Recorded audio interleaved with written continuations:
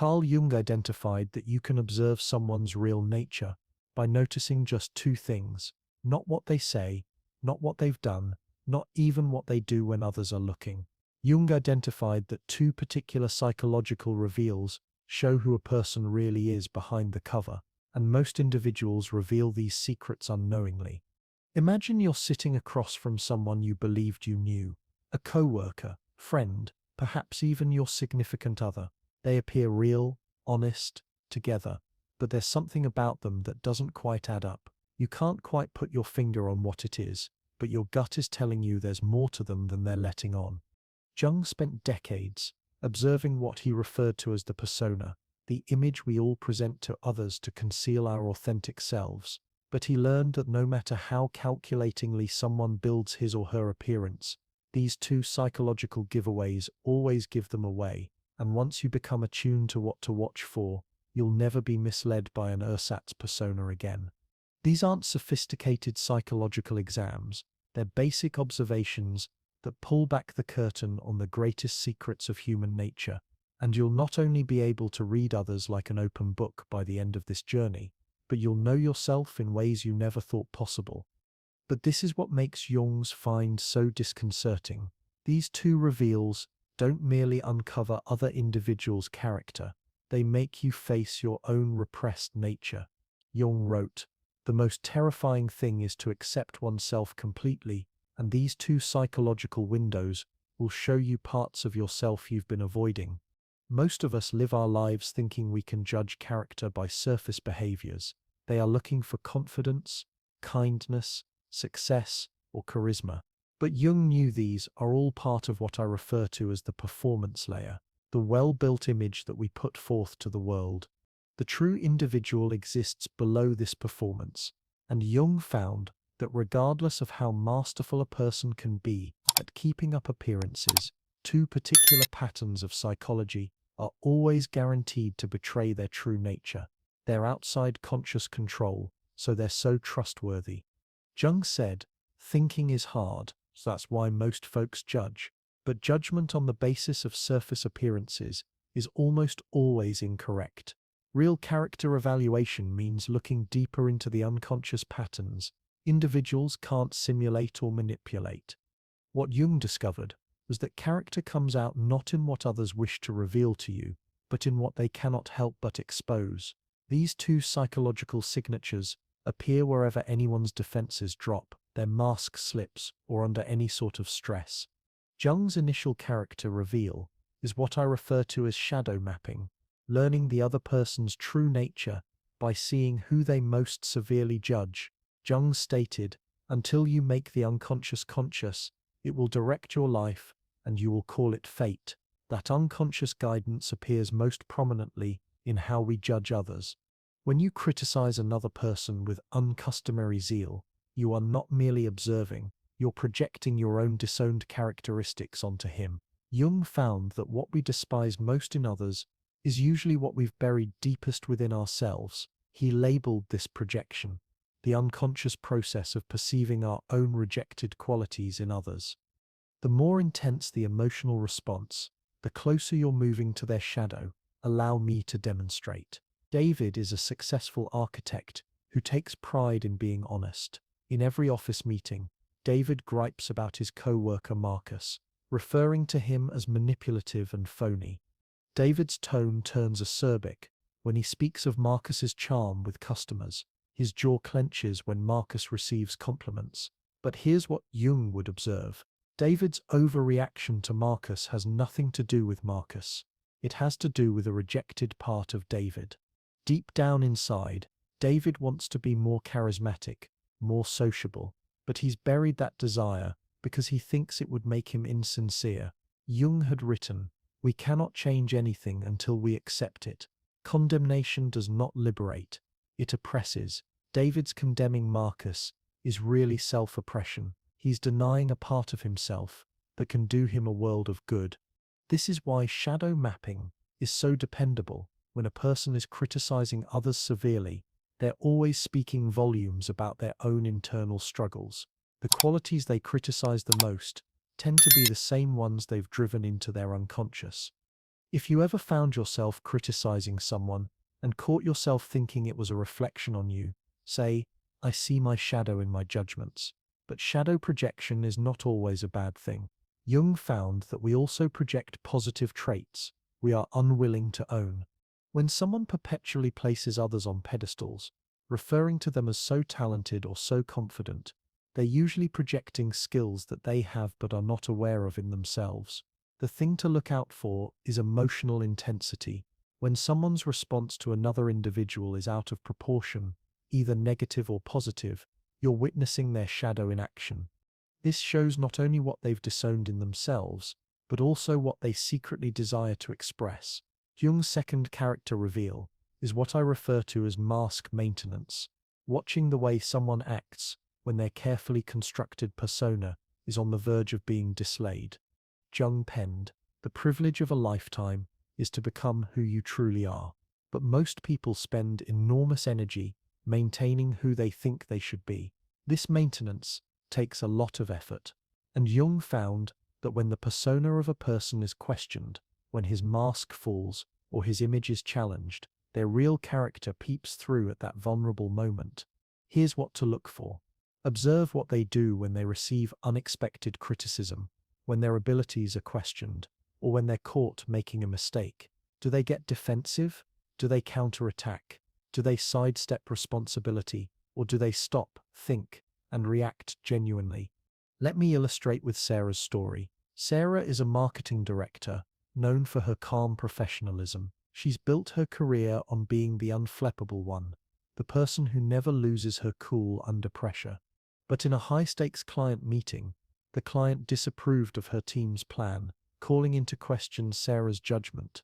At that moment, Sarah's persona broke. Her tone turned acrid, her stance stiff. She cut the client off, shifted blame to her team, and made veiled jabs at the client's past choices. The calm professional disappeared, revealing someone defensive, insecure, and willing to sacrifice her team to protect her image. Jung would say this moment revealed Sarah's authentic character more than years of professional interaction. Under pressure, when her carefully maintained image was threatened, her true patterns emerged. Jung explained, "The root of all mental disease is the refusal to undergo rightful suffering." Sarah's refusal to undergo the inconvenience of being criticized led her into defensive modes that betrayed her character. But this is where this becomes so strong for character evaluation. These breakdowns in persona don't occur only during these epic crises. They happen in little ways between moments of everyday interaction, when someone's phone is dead and they can't scroll through social media, when they are kept waiting for longer than necessary, when someone doesn't laugh at their joke. Look for micro-expressions, tone shifts, body language adjustments. Those little moments when the mask slips say more about a person's character than hours of easygoing conversation. Jung knew that real character is not what a person decides to present to you when they're ready. It's what comes out when they're not prepared, when they're not guarded, when they're under stress. The most integrated people, those Jung would call individuated, show consistency between their persona and their authentic responses. Their public image and private reactions align because they've done the work of accepting themselves completely.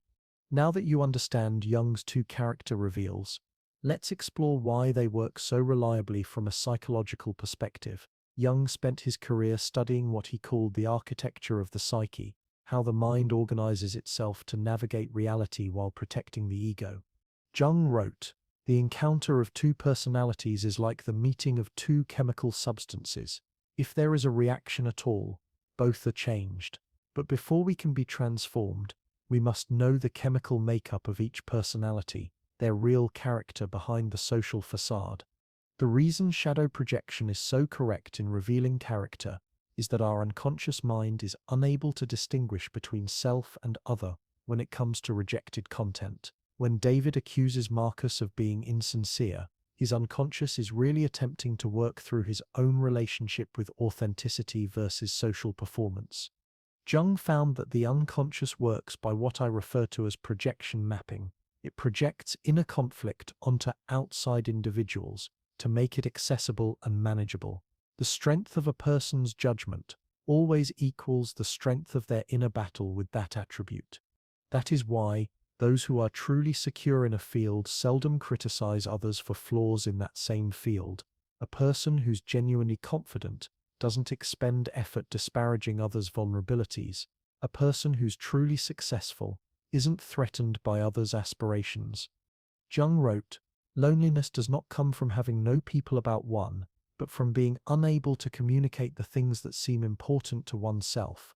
When someone consistently judges others, they're revealing their own inner loneliness, their disconnection from rejected parts of themselves." The second unveil, persona decomposition, succeeds because upkeep of a fictitious front takes tremendous psychological effort. Jung referred to this ego upkeep, and he knew that such a system weakens in times of duress. When a person's identity is threatened, his primitive defense mechanisms kick in. These defenses bring out their underlying psychological patterns. Do they lash out, pointing to underlying aggression?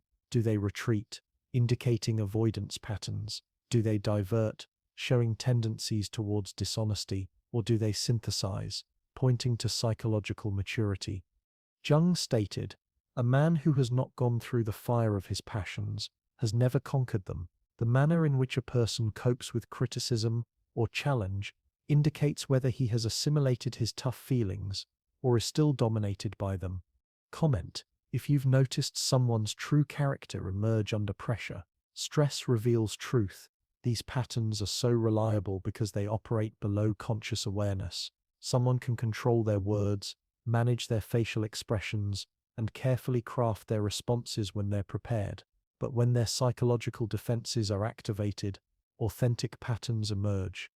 Jung knew that character evaluation is not about catching individuals lying or revealing their weaknesses. It's about observing the entire individual, his/her challenges, his/her defenses, his/her areas for growth, and his/her genuine strengths. With this in mind comes true connection, as opposed to interactions on the surface. In addition to Jung's two main disclosures, there's a third pattern that emerges when you put them together, what I term the integration test, watching how a person works with their own shadow material when it's thrown back at them. This is the final character test, because it reveals if someone can grow or stuck in unconscious patterns. Jung said, "One does not become enlightened by imagining figures of light, but by making the darkness conscious." This is how the integration test goes. When you see somebody projecting their shadow onto other people, reflect it back to them in a gentle way, not accusingly, but with curiosity. "I could see you looked quite upset with people who boast. Did you ever find yourself wanting to boast but refraining from doing so?" Observe and see what happens. This moment says more about their character than observing them for months, because it challenges their relationship with their own unconscious content. Let me illustrate this in practice with two different reactions. Take David, who condemns Marcus for being insincere. David might reply to being asked if he ever wishes he were socially more adept in one of two manners. 1. The defensive pattern. "You're telling me I'm phony like Marcus. Ridiculous. I'm real. Not like him. I don't have to manipulate others to succeed." This response indicates that David is highly defended against his shadow. His personality is uptight, his potential for growth hindered by his failure to recognize his own complexity. Response 2. The integrative pattern. "Really? Yes. Sometimes I wish I were more skilled with people. I envy Marcus's interpersonal skills, although how he presents himself bothers me. Perhaps I'm envious of something I'd like to have." This response indicates David is able to contain paradox, feeling bothered by something, yet acknowledging his own connection to it. Jung explained, "The most agonizing conflicts, if survived, leave a lasting sense of security and peace that is not easily shaken. Individuals who can incorporate information regarding their shadow demonstrate this trait. They become more resilient through self-knowledge instead of weaker." The integration test brings out three types of characters that Jung had described. The unconscious type has no idea that they are projecting and becomes defensive when shown their projections. They have no introspection and tend to be shocked by other people's reactions to them. The intellectually aware but defended type is aware of their projections intellectually but cannot integrate them emotionally. They may say, I know I judge people, but they cannot investigate why or what it indicates about themselves. The integrated type can witness their projections with interest, learn from them, and utilize them as feedback on areas of personal growth. Jung referred to these people as conscious, not perfectionists, but alert to their own psychological tendencies. If you've learned to view your judgments as information about yourself, say, my projections became my teachers, this integration ability foretells how an individual will manage conflict, growth, criticism, and intimacy in relationships. People who can't integrate their shadow material will repeat the same patterns indefinitely, blaming external circumstances for internal struggles. But those who can work with their projections consciously become what Jung called individuated, authentic, self-aware, and capable of genuine connection with others. Now that you know the character assessment model of Jung, let's discuss how to use it in practical situations. But first, an important warning. Jung wrote, where love reigns, there is no will to power, and where the will to power is paramount, love is lacking. Use these insights to understand and connect, not to manipulate or control. Character assessment should serve compassion, not domination. Here's how to use shadow mapping in various situations. In dating relationships, pay attention to how your significant other discusses their exes, co-workers, or individuals they dislike. Are they constantly annoyed with selfish individuals? This could indicate their struggle with healthy self-advocacy. Do they denigrate needy individuals? They may be resisting their own need for connection, but use this knowledge to empathize with and encourage them, not to criticize them. If you observe your partner projecting, you can say, it seems like that individual's neediness is really getting under your skin. Do you ever get the feeling that you cannot articulate your own needs? This opens up space for greater intimacy. In workplace environments, notice how co-workers receive feedback, criticism, or challenges to their suggestions. Do they deflect, become defensive, or attack the person bringing the message? Do they instead stop, think, and react intelligently? This shows their ability to grow, work with others, and lead in tough situations. Jung said, the shoe that fits one person pinches another. There is no recipe for living that suits all cases. Understanding someone's character patterns helps you communicate in ways that fit their psychological structure. For parenting, these observations are priceless.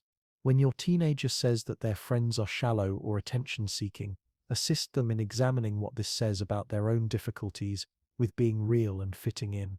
This produces self-awareness rather than judgment.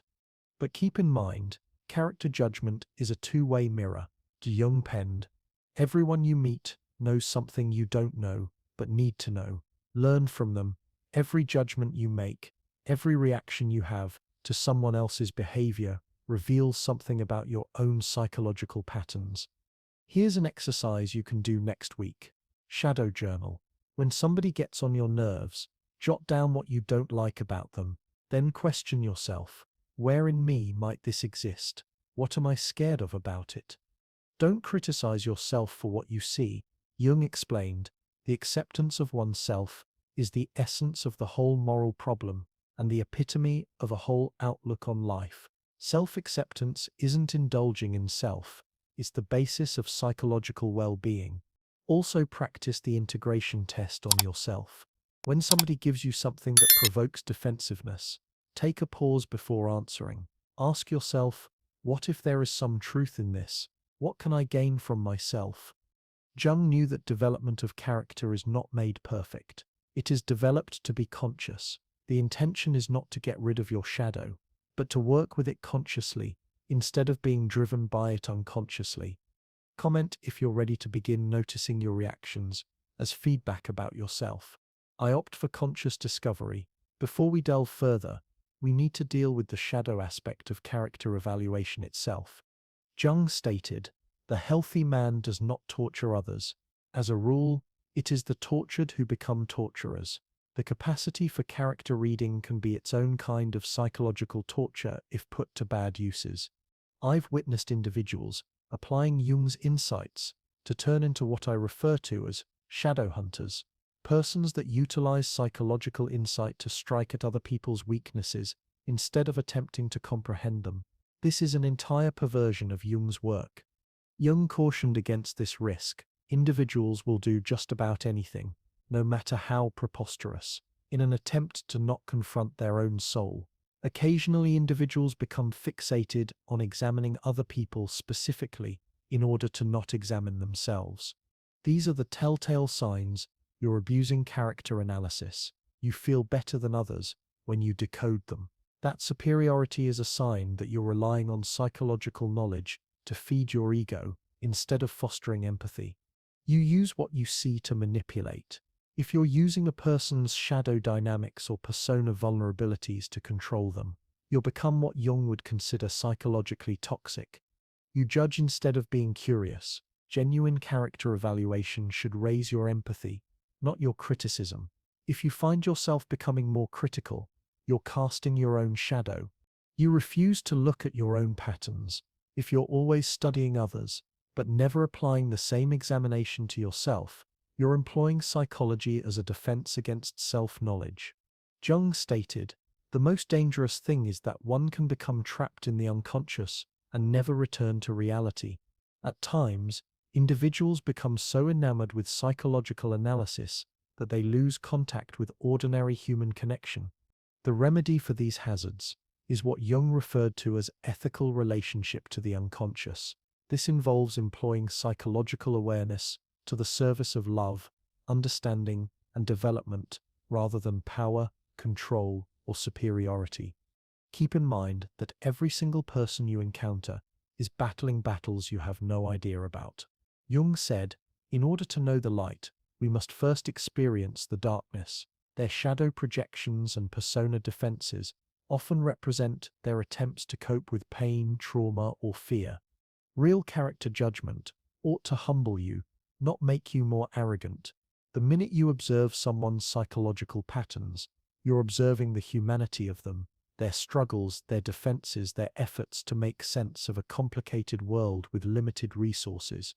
Jung knew we're all wounded healers, all of us with shadow material, all of us wearing masks to guard our tender cause. The intention is not to reveal others' masks, but to establish safety for genuine connection. Use those insights to construct bridges, not walls. Let character insight inform compassion, not condemnation. The deepest insight of Jung's character analysis system is the mirror effect. The moment when you catch on that all of the people you're analyzing are showing you something about your own psyche. Jung said, "Your vision will become clear only when you can look into your own heart. Who looks outside dreams, who looks inside awakes." The ultimate purpose of reading others' character is to awaken to your own. This mirror principle works on several levels. To begin with, the individuals who push your buttons are always reflecting back at you your own shadow material. If arrogant individuals are always annoying you, look at your relationship with confidence and humility. If needy individuals are draining you, look at your own needs and how you communicate them. Second, the qualities you admire most in others tend to reflect your own unrealized potential. This is what Jung referred to as positive projection, projecting onto others your own unfulfilled possibilities. When you place someone on a pedestal for being so innovative or so self-assured, you may well be projecting aspects that you own, but have not yet asserted. Third, the patterns you see in others become apparent in yourself when you know what to see. If you get good at recognizing others' persona breakdowns, you'll begin to see yours. If you can notice others' shadow projections, you'll find yourself catching yours in the moment. This mirror effect generates a feedback loop of self-awareness. Each individual becomes a teacher. Each exchange becomes a classroom. Each criticism becomes a portal to self-discovery. Let me illustrate how this worked out in my own life. I used to work with a person whose perpetual need for validation really got under my skin. I thought that they were insecure and needed attention, but Jung's model compelled me to look inside and figure out why their behavior affected me so powerfully. The uncomfortable reality was that I had my own validation relationship that I wasn't admitting. I had internalized mild approval-seeking strategies that I had rationalized as distinct from their overt tactics. My criticism was actually self-rejection. I was condemning in them what I couldn't accept within myself. Jung penned, "We are not what happened to us. We are what we wish to become." The mirror effect reveals to us not only what we've been, but what we can become. Every character trait that you can see in other people is present as potential within you. This does not imply that everyone will develop every single trait. Jung did believe in differences between individuals and distinct psychological types, but it does imply that knowing others' psychological patterns provides you with a map of human possibility, including your own untapped lands. The mirror effect also accounts for why some people seem familiar, even if you have only just met them. Jung referred to this awareness of the archetypal, noticing universal human patterns that resonate with your own psychological makeup. As you master Jung's character assessment model, you come to be what he described as the conscious individual, one who notices clearly without judgment, comprehends deeply without manipulation, and relates authentically without losing themselves. Jung wrote, "Individuality is the opposite of being a member of a group, an institution, a race, or a nation. The conscious individual thinks independently, feels authentically, and relates genuinely, rather than conforming to collective patterns." This awareness has a number of distinguishing features. You notice other people's shadow projections with empathy and not superiority. You know that their judgments express their deficits, not their moral shortcomings.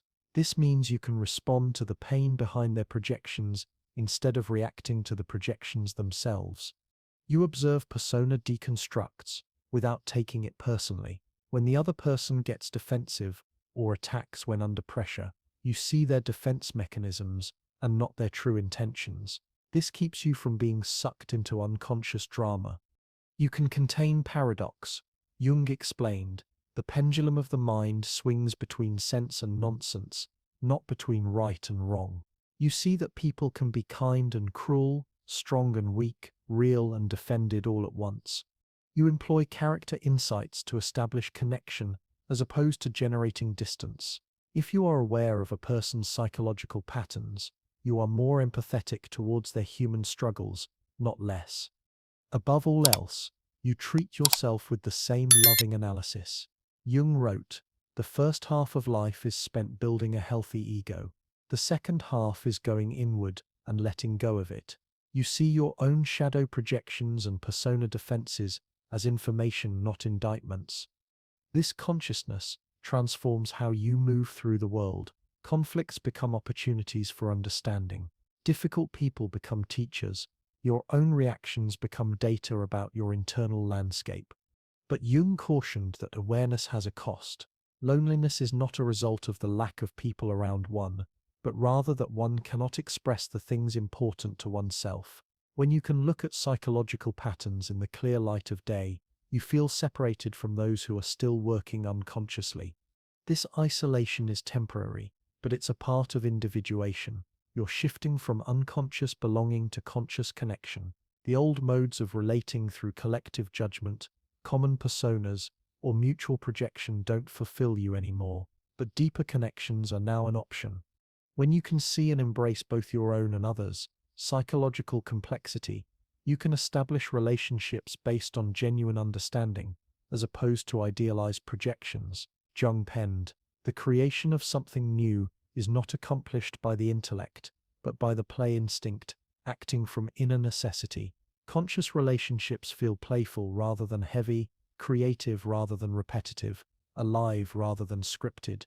The true aim of learning about Jung's character evaluation system is not to be a great analyzer of mankind, it's to become more human yourself. Jung said, "Man's task is to become conscious of the contents that press upward from the unconscious."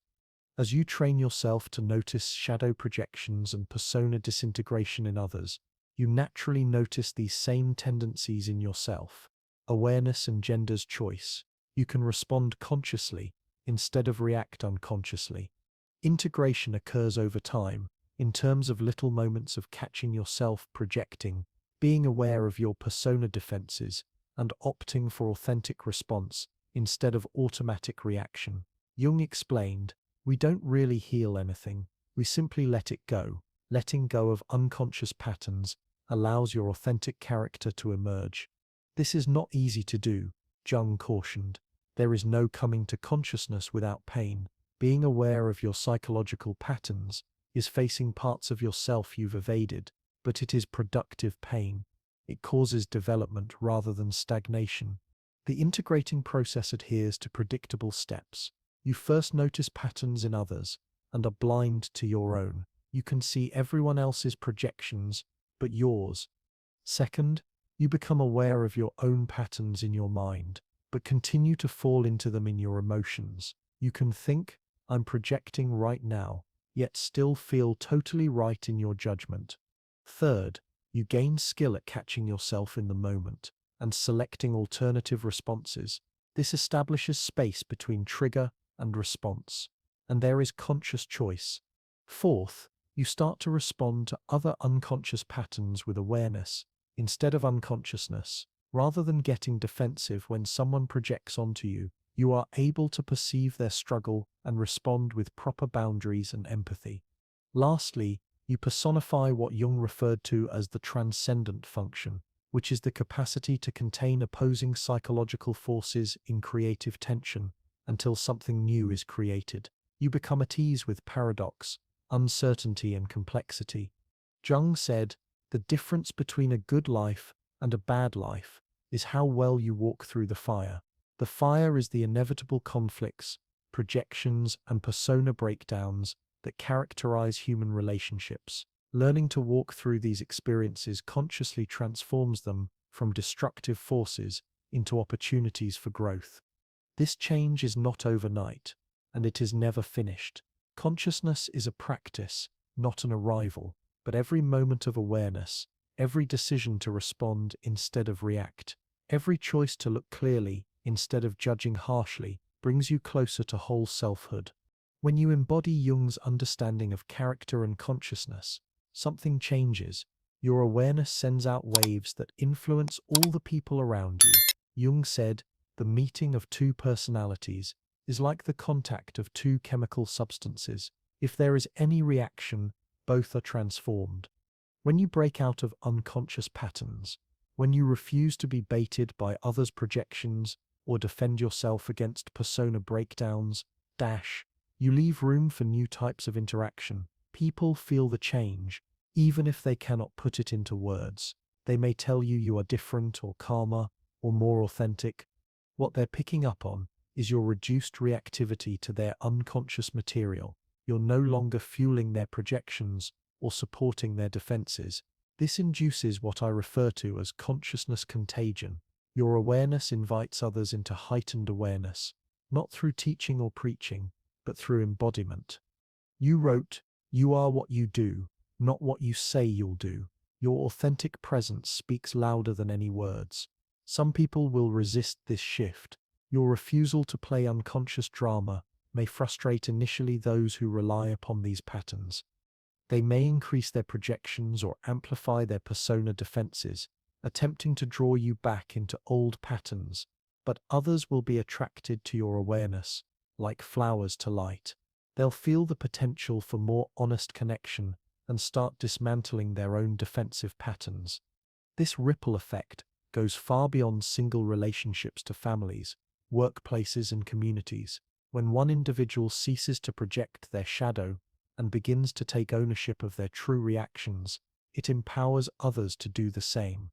Jung felt that inner consciousness was the solution to transformation on a collective level. He has written, "The world will ask you who you are, and if you don't know, the world will tell you. When you know who you are, including your shadow and your true character under your persona, you become immune to the world's projections.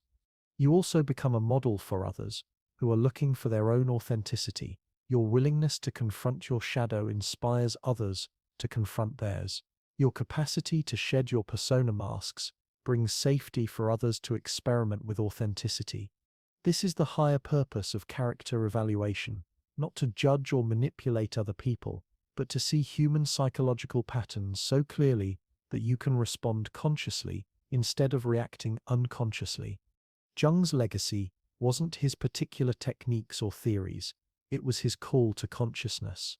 All individuals who opt for awareness rather than unconsciousness, authenticity rather than performance, and comprehension rather than judgment, help to bring about the development of human consciousness itself. The two Carl Jung pointed out that show us a person's real character, his shadow projections and his persona breakdowns, are not only other people reading tools, they're also mirrors reflecting your own path to consciousness and authenticity. Jung penned, "To be normal is the final goal of the unsuccessful, but you're not here to be normal, you're here to be conscious, to see clearly, to understand deeply, and to connect authentically with the human beings around you." Each time you find yourself criticizing another harshly, you get to venture into your own shadow. Each time you see someone's mask slipping when under stress, you get to look at your own persona defenses. Each time you avoid the temptation to apply psychological know-how as a weapon, you opt for consciousness rather than unconsciousness. Jung knew that the process of becoming true to oneself is the most significant task that anyone can undertake, not only for the self, but for the evolution of human consciousness. Your decision to confront your own shadow, to shed your own masks, to react mindfully as opposed to unconsciously stirs ripples that reach far beyond your personal existence. You become what Jung referred to as a culture creator, a person who exemplifies new possibilities for human consciousness and relationship. The two reveals Jung learned aren't the culmination of character evaluation, they're the start of character development. Your character development and your contribution to the consciousness of all the people you meet. So pay attention to the projections, observe the personality breakdowns, but most of all, bring that same clear sight to yourself, because the final character you're creating is not somebody else's, it's your own. If you'd like to learn more about the role of consciousness in changing relationships and personal power, watch my video on who the empath is after, having absorbed the darkness of the narcissist and come out alive, where we go further into Jung's theories of psychological change and genuine selfhood. Your journey to consciousness begins with perceiving clearly, and it concludes with becoming the person that you really are. Thanks for watching. See you in the next dimension.